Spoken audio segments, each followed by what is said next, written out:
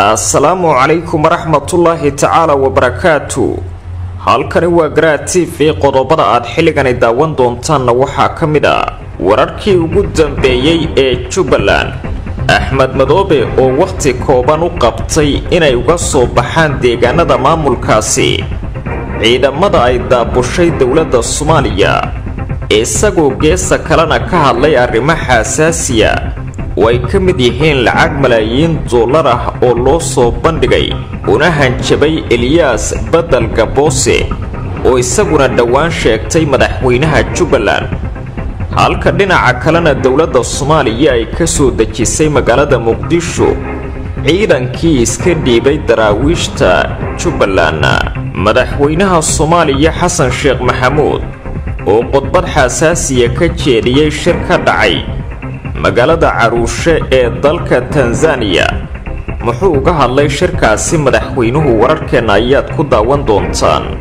hay-adda gargaarka cunnada u qaabilsan qaramada midoobay ee WFP oo ku dhawaaqay inay joojisay hawlihii shaqo ee ay ka waday deegaanada SSC Qaatumo kadib markii ay sheegtay in la biliqaystay gargaarkeedii.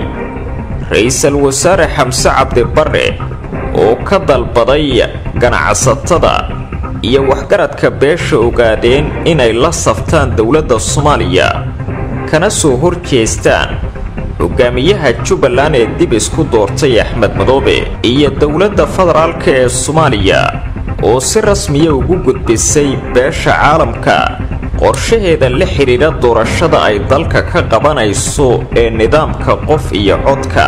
qodobadaas oo faahfaahsan ayaan idiin soo gudbin doonaa haddii Allaha awoodda leh raalli ka noqday diyaar garooba saaxiibayaal.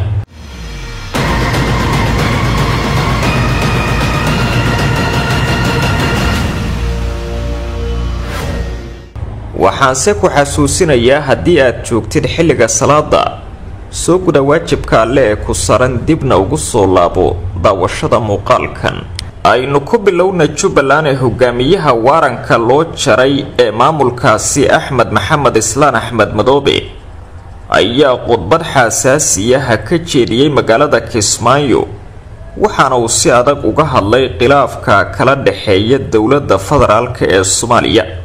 Axmed Madoobe ayaa si adag uga hadlay ciidanka ay dawladda Soomaaliya ku daabushay gobolka Jubbada Hoose gaar ahaan deegaanka Raas Gamboni isagoo arrintaasi ku tilmaamay mid nasiib darro. waxaana ciidankaasi uu u qabtay waqti kooban in ay dib ugu laabtaan meelihii ay ka yimaadeen. waxa uu tilmaamay in Xasan Sheekh Maxamuud iyo kooxdiisu ay haystaan fursad yar oo ay ciidamadaasi dib ugu celin karaan halkii laga keenay isagoo u qabtay muddo 15 maalmood inay uga baxaan deegaanada lagu soo daadgureeyay. Axmed ayaa ku goodiyay in wixii ka dhashay joogitaanka ciidamadaasi ee deegaanada Jubbaland uu mas'uuliyadeeda qaadi doono madaxweyne Xasan Sheekh Maxamuud oo sida uu sheegay shakhsiga ay sida tooska isku hayaan. sidoo kale Axmed Madoobe waxa uu tilmaamay in Xasan Sheekh Maxamuud ay ishayaan balse uu adeegsanaya Xamse Cabdi Barre oo ku tilmaamay wiil yar oo burburinta Jubbaland loo isticmaalayo. anigu ma baqo mana qaato gooniyo iyo laaluush aan ciidayda iyo dadkayga ku gumaynayo. wiilasha reer Jubbaland ee Xasan Sheekh Maxamuud mustacmalka iyaga waxba nagama dhaxeeyaan isma hayno dagaalna kuma qaadayno ee waxaan ishaynaa waa Xasan Sheekh Maxamuud oo dalka 91dii ku celiyay ayuu yiri madaxweynaha Jubbaland Axmed Madoobe. Axmed waxa uu sidoo kale ka hadlay joogitaanka magaalada Kismaayo ee Elias Badal Gabose oo sheegtay madaxweynaha dawlad goboleedka Jubbaland waxaana carabka uu ku dhiftay in soo afjaridda ninkaasi aysan ku qaadanaynin wax ka badan 10 daqiiqo. 10 daqiiqo igu qaadan mayso inaan Elias Gabose soo afjaro oo lagu yiri madaxweyne tahay. madaxweynenimada seeraar waayay miyuu helayaa Elias waxaan diidanahay inaan dhiig daadiyo maanta balse haddii aysan ka waantoobin arrimahaasi waan qaadanaynaa go'aamo qaraar tan cidna uga cabsan mayno amnigeedana gorgortan ka geli mayno ayuu yidhi hogaamiyaha dib isku doortay ee Jubbaland Axmed Madoobe. hogaamiyaha Jubbaland ayaa sidoo kale ku eedeeyay ra'iisul wasaaraha Soomaaliya Xamse Cabdi Barre inuu lahaa aragtida doorashadiisii Agoosto 2019 ee 3 qof ii keen aan mid kala baxe haatanna guddiga doorashada ee la soo dhisay dowladda federaalka ee Soomaaliya isla aragtidaasi lagu dhisay oo weli Xamse taagan yahay 3 qof ii keen aan mid kala baxe. dhinaca kale madaxweynaha dib isku doortay ee Jubbaland Axmed Madoobe ayaa soo hadal qaaday arrin xiriir la leh khilaafka imika taagan oo horay u soo dhex martay isaga iyo madaxweynihii hore ee Soomaaliya Maxamed Cabdullaahi Farmaajo kaasoo isagana ay si adag ugu soo dagaalameen siyaasadda. madaxweyne Farmaajo ayaa 20 milyan oo dollarka Mareykanka ah ii soo bandhigay si aan Jubbaland uga tago waxaana u sheegay inaanan ahayn qof iibsami kara taasoo ula jeeday suuragalna ma ahan maantana wax walba oo dhacaha in aan ka taga Jubbaland ama ka tanaasulo kursiga madaxtooyada. dhinaca kale cutubyo ka tirsan ciidanka daraawiishta ee maamulka Jubbaland oo ku soo biiray ciidamada xoogga dalka Soomaaliyeed ayaa laga soo dejiyay ayriboorka Aadan Cadde ee magaalada Muqdisho.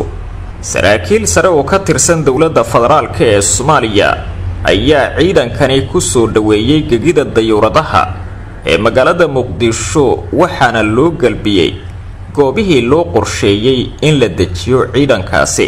ciidamada Jubbaland oo sanado badan dagaal adag kula jiray khawaarijta isla markaana ka cabtay in ay la kulmeen xaalado dayac iyo daryeel xumo oo ay ka wajaheen hogaamiyaha Jubbaland Axmed Madoobe ayaa hadda ku soo biiray ciidamada xoogga dalka Soomaaliyeed kadib markii ay maalmihii la soo dhaafay iska dhiibeen gobolka Jubbada Hoose iyadoo dowladuna u soo daabushay magaalada Muqdisho si ay daryeel iyo nasiina u helaan.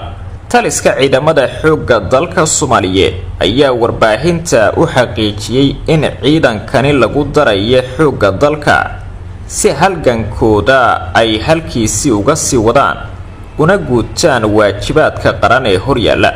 dowladda Soomaaliya ayaa ballan qaaday in ciidankani loo diiwaan gelinayo oo la siinayo lambarro mushaar iyo dallacsiinta ay mudan yihiin taasoo ay ka waayeen hogaamiyaha Jubbaland sanado badan oo ay ka hoos shaqaynayeen.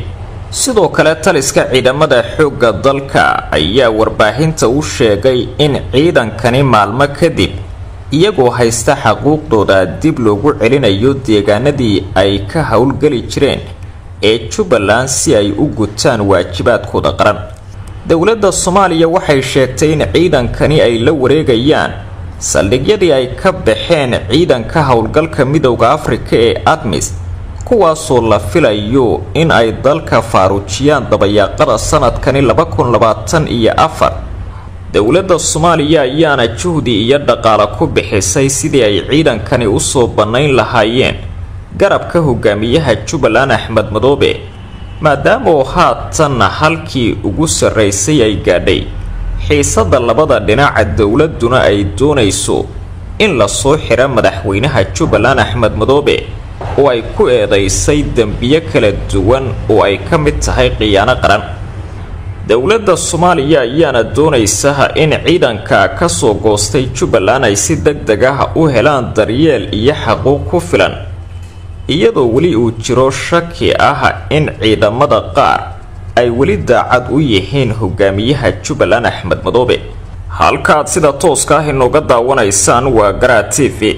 madaxweynaha jamhuuriyadda qaranka Soomaaliyeed Xasan Sheekh Maxamuud ayaa magaalada Caruushe ee dalka Tanzania kaga qayb galay madasha heerka sare ee madaxda dowladaha xubnaha ka ah ururka bulshada bariga Afrika ee EIC. madashani ayaa lagu xusayaa sanad guuradii 25aad ee ka soo wareegatay aas-aaska urur goboleedka bulshada bariga Afrika. shirka ayaa diiradda lagu saaray heerarka kala duwan ee EIC ay soo martay guulaha la gaaray iyo himilooyinka mustaqbalka ee ururkaasi. madaxweynaha jamhuuriyadda federaalka ee Soomaaliya Xasan Sheekh Maxamuud oo madashani khudbad ka jeediyay ayaa si gaar ah u iftiimiyay muhiimadda ay leedahay xoojinta iskaashiga dawladaha xubnaha ka ururkaasi. xasan sheekh ayaa dul istaagay muhiimadda ay leedahay in la wajaho caqabadaha guud lana dhiirigeliyo nabadda iyo xasiloonida si looga faa'iideysto fursadaha iyo awoodaha baaxadda leh ee gobolka uu leeyahay. madaxweynaha dowladda Soomaaliya Xasan Sheekh ayaa sidoo kale adkeeyay muhiimadda kobcinta dhaqaalaha ee waarta iyo in la abuuro mustaqbal ifaya oo dan u ah dhammaanba shucuubta ku nool bariga Afrika. xasan sheekh maxamuud iyo wafdiga uu hogaaminayo ayaa gaaray magaalada Arusha ee dalka Tanzania si ay uga qayb galaan shir muhiim ah oo ay yeelanayaan madaxda dalalka ku bahoobay ururka bulshada bariga Afrika. Soomaaliya ayaa ka mid ah dalalka ugu muhiimsan ururkani, waana dalkii ugu dambeeyay ee ku biiray ururkani, waxaana la sheegay in ururka uu saameyn gaar ah yeeshay markii ay ku soo biirtay Soomaaliya, waxaana soo codsaday dalal kale oo dhowra kuwaasoo iyaguna doonaya hadda inay qayb ka noqdaan ururka dhaqaalaha bulshada bariga Afrika ee EIC. waxyaabaha Soomaaliya xiisaha gaarka u yeelaya waxaa ka mid ah iyadoo ururkani uu yahay ururka dhaqaalaha ee bulshada bariga Afrika. Soomaaliya oo haatan bilowday baaritaanada ay ku soo saarayso shidaalka ceegaagaha badda iyo bariga Soomaaliya, iyadoo lagu tilmaamay wadankani dhaca bariga Afrika mid ka mid ah dalalka ugu horeeya caalamka ee leh kaydka shidaal ee ugu weyn. taasina waxay keentay inay si gaar ah u soo eegaan Soomaaliya indhaha caalamka, si gaar ah dalalka saboolka ah ee qaaradda Afrika.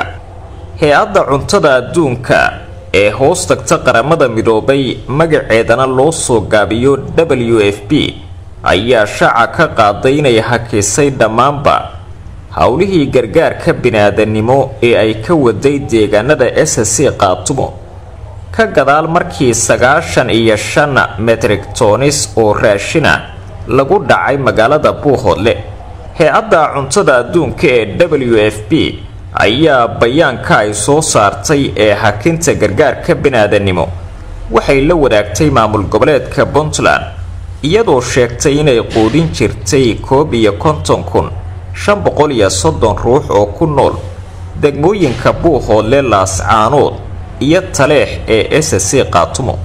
mas-uuliyiin ka tirsan SSC Qaatumo oo ay la hadashay warbaahintu waxay sheegeen in raashinka iyo agabka kale ee laga dhacay hay-adda WFP aan la soo ogeysiinin maamulkooda, isla markaana kooxo gaar ah oo ku sugan deegaanka ay biliqaysteen gargaarkaasi maadaama aanay jirin cid la socotay amniga ilaalinaysayna gargaarka oo aan la soo ogeysiinin maamulka SSC Qaatumo ee gacanta ku haya deegaanadaasi. bayaanka hay-adda qaramada midoobay ee WFP waxaa si gaar ah loogu socodsiiyay madaxweyne ku-xigeenka Puntland Lugator, kaasoo ka soo jeedaha SSC Qaatumo, waxaana arrintani ay qayb ka tahay khilaafka dhanka siyaasiga ah ee u dhaxeeya Puntland iyo SSC Qaatumo. gargaarka hay-adda qaramada midoobay ee lagu dhacay magaalada Buuhoodle waxaa laga maamulayay xafiiska WFP ee magaalada Garowe, iyadoo sida muuqatana ay arrintaasi ka wada shaqaynayeen mas-uuliyiinta hay-adda iyo maamul goboleedka Puntland. hase ahaatee SSC Qaatumo ayaa horay ugu sheegtay hay-adaha gargaarka in wixii ay ka qabanayaan deegaanada SSC Qaatumo ay kala soo xiriiraan maamulka firdhiye ee fadhigiisu uu yahay magaalada Laascaanood.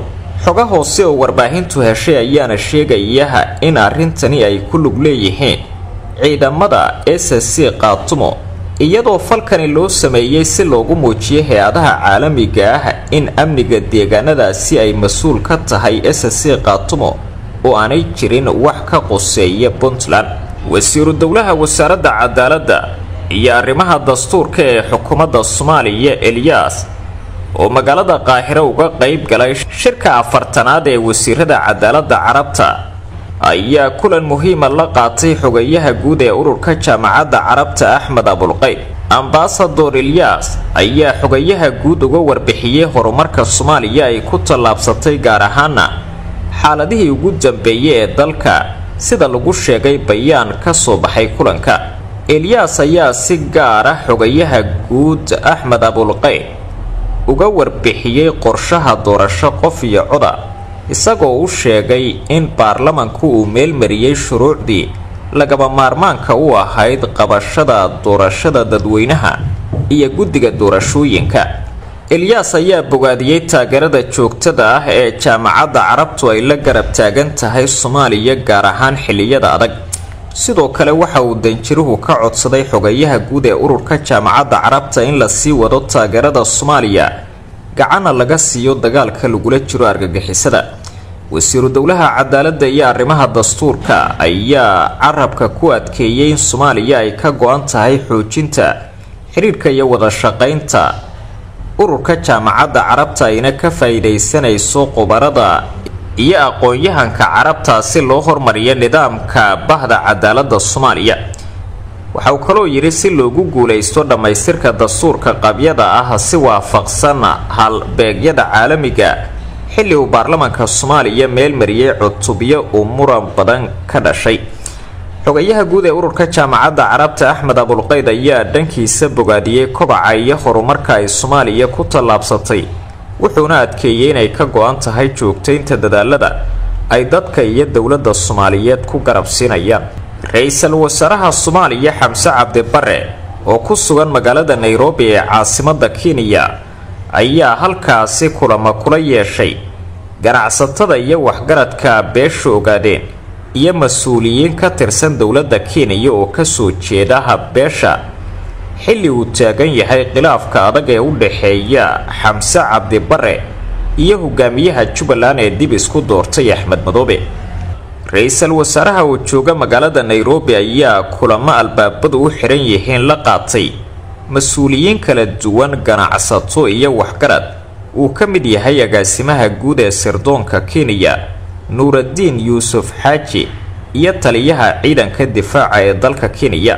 wararka ay warbaahintu heshay waxay sheegayaan in wada xaajoodyadani ay salka ku hayaan xaaladda kacsan ee Jubbaland iyadoo dawladda federaalka ee Soomaaliya ay doonayso in ciidamada Kenya ee ku sugan deegaanada Jubbaland ay qayb ka qaataan sidii loo soo qaban lahaa Axmed Madoobe oo waaran looga soo jaray magaalada Muqdisho.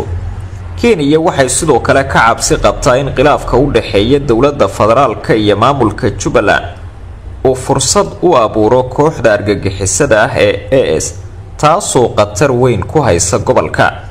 dhinaca kale ra'iisul wasaare Xamse Cabdi Barre waxa uu la kulmay ganacsatada iyo waxgaradka beesha ogaadeen oo u badan magaalada Nairobi isagoo kala hadlay inay taageeraan qorshaha ay dawladda federaalku uga taqalusayso Axmed Madoobe oo tan iyo markii la aasaasay isagoo haystay maamulka Jubbaland haddana diidan inuu la shaqeeyo dawladda federaalka kuna taageero qorshaha wadanka looga hirgelinayo doorasho qof iyo cod. Xamse Cabdi Barre ayaa wararku waxay sheegayaan inay ka aqbaleen dhinacyada uu la kulmay in taageero la siiyo dawladda federaalka lagana soo horjeesto marakan Axmed Madoobe oo doonaya inuu cimrigiisa ku dhamaysto kursiga madaxtooyada ee Jubbaland. wararkii ugu dambeeyay Soomaalida waa naga inta nabadgelyo.